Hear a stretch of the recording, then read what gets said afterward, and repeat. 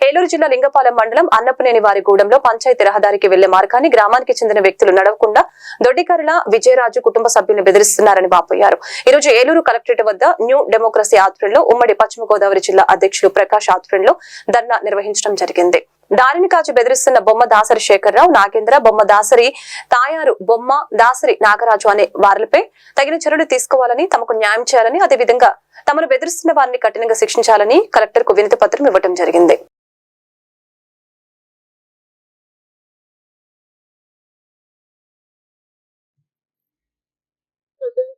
CPIML new democracy party ఉమ్మడి జిల్లా secretary నుండి మరి ఏలూరు జిల్లా లింగపాలెం మండలం అనపనేని వారుగుడు గ్రామంలో దొడ్డిగర్ల విజయరాజు అనే వాళ్ళు వాళ్ళ అమ్మగారు ఒక 3 సెంట్లు 3 గజాల దారిని రిజిస్ట్రేషన్ చేసుకున్నారు వాళ్ళ ఇంటి నుండి పంచాయతీ రోడ్డు నడవటానికి.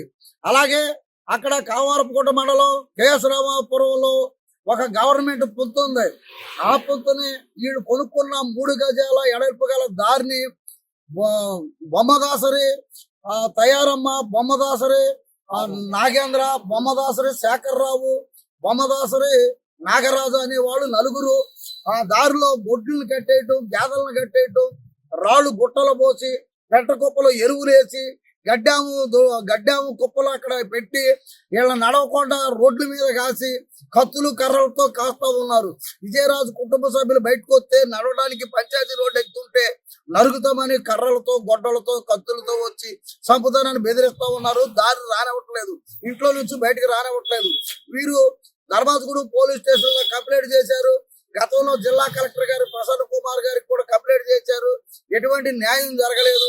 అందుకని వాళ్ళ భార్యాభర్తలు, వీళ్ళ కుటుంబ సభ్యులు రోడ్డు ఎక్కి ఈ రోజున ధర్నా చేస్తూ ఉన్నారు.